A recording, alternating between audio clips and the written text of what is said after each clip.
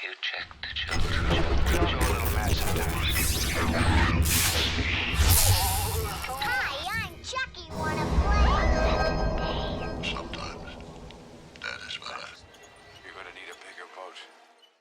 Hey everyone, welcome back to The Horror Show. I'm Cecil Laird, and I'm here to review the recently released 6-episode series starring Mark Fishbach, aka Markiplier, called The Edge of Sleep. Now, this is a show that has not gotten very much press, very little advertisement, but I wanted to check it out because I dug the premise, and I'm a fan of Markiplier, and I like the fact that he's a YouTuber that is trying to do much bigger and you know, more impactful things than just his, you know, game reactions and try not to laughs and stuff like that. So he has actually a couple of projects, this being one of them. Now, he did not write or direct this, but he did star in it. The writers are Willie Block and Jake Emanuel, and the series was directed by Corey Adams. Now, the series, like I said, is a 6-episode show that each episode is only 20 minutes. So it's essentially a 2-hour movie. You can get through it pretty quickly. I didn't get the impression that it originally was a movie and then it just got cut up into episodes. It did feel like it was, you know, set up to be episodic. But, you know, getting into the review like we normally do, talk about our overall thoughts, then the story, the filmmaking, the effects, all of that good stuff in turn. And I will start off by saying I appreciated what the show was going for, but unfortunately it fell short for me in a number of places. And I'll get into it all, but yeah, that's my overall thoughts. Starting off with the story, that's the most interesting part of the show, in my opinion, and that's that, you know, Markiplier plays a dude, like a security guard of some kind, and his co-worker is actually a close friend, and Markiplier happens to, I keep saying Markiplier, his character's name is, I think, David, or something like that. Let me see, I'll double check that so I'm not misquoting it. Yeah, Dave. So his character's name's Dave, and we start out and he's already at like hour 30 of being up because he's been working a double or something or other. And so what ends up happening is after he and his buddy get off of work, they quickly find out, like, they run into a couple of people that are dead and they don't know what's going on, but they take them into the hospital.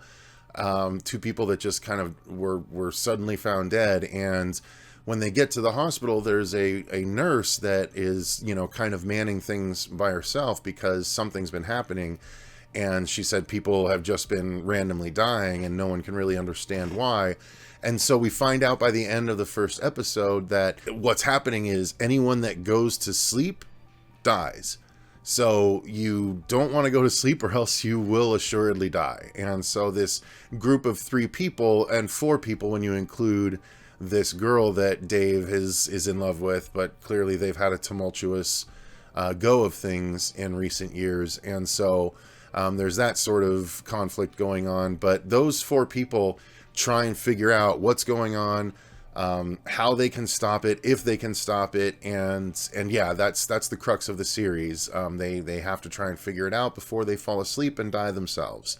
It's pretty much already too late for all of their families. Like, it all happens very accelerated and with very little fanfare. Like, I feel like there's a lot of room for drama there, but they just didn't take the time to explore that drama. And so story-wise, it's a little unfulfilling by the end. There's not really a resolution at the end. There's a bit more revealed in the 6th episode that doesn't really explain things, but it explains a couple of aspects, kind of, and it's essentially, you know, it's not done. The story's not done. I don't know if they planned on it being like a multiple season show. I don't know if Markiplier's fan base is big enough that it will justify, you know, doing more. Apparently the first few days that the show was up, it was 3 days earlier than it was supposed to be on Prime. And somehow in that time, it still got to number 6, even though there was no advertisement at all. So his fans are backing him. It's not still up in the top 10, so I don't know if it fell off super quickly or not. But yeah, the story ultimately was a little, was pretty unfulfilling. I mean, it was an interesting premise, but we don't get answers that are, you know, the answers we do get are not really, they didn't blow my hair back, you know what I mean? They weren't really interesting. And there was still a lot to be figured out, so hence the unfulfilling part. So yeah, story-wise, it's an interesting premise, but it does not necessarily deliver on, you know, completing the story, or even like completing this part of the story. Even looking at it as a season of a show, it's like very little happens ultimately. Very, very little happens. So yeah, it's even though it's 6 quick 20-minute episodes, it feels like there's a lot of wheel spinning going on at times. So I don't know, it's I feel like it could have been better as like a really well fleshed out like 4-episode series maybe or something.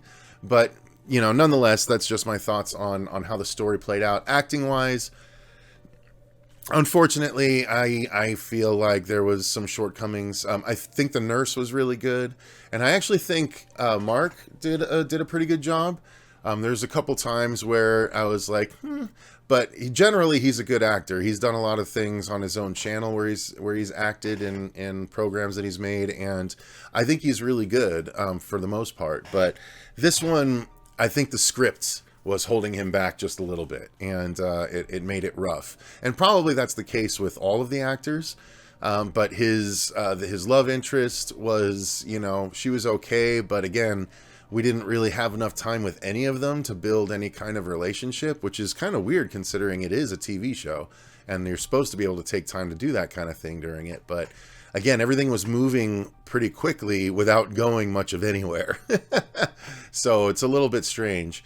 And then finally, his friend, his close friend and coworker, I feel like he was kind of the weakest of the bunch. He was kind of all over the place, you know. He went big at times that I was like, I don't know about that. And then he tried to be understated other times, and I was like, not super successful. So unfortunately, I wasn't his biggest fan. But Mark, you know, the star of the show, did a good job. So as far as the filmmaking goes, I mean, there's some pretty places they shoot, especially towards the end of the series, but it's nothing really to write home about. There's nothing super interesting in the way that it's all presented. It's pretty safe, basic filmmaking, basic cinematography. And the stuff that they tried to be a little bit weird with, like visions and things like that, I don't feel like it was super successful. It was kind of awkwardly edited at times, unfortunately. You know, again, I really wanted to like this. I really wanted it to be great, but it had a lot of shortcomings, unfortunately. And maybe that's why Amazon didn't really boost it all that well. I don't know. I can't pretend to think I know what they're thinking, but yeah, so that's the acting in a nutshell. And then and the cinematography. Sorry, I had moved on to the cinematography. But yeah, it's pretty basic.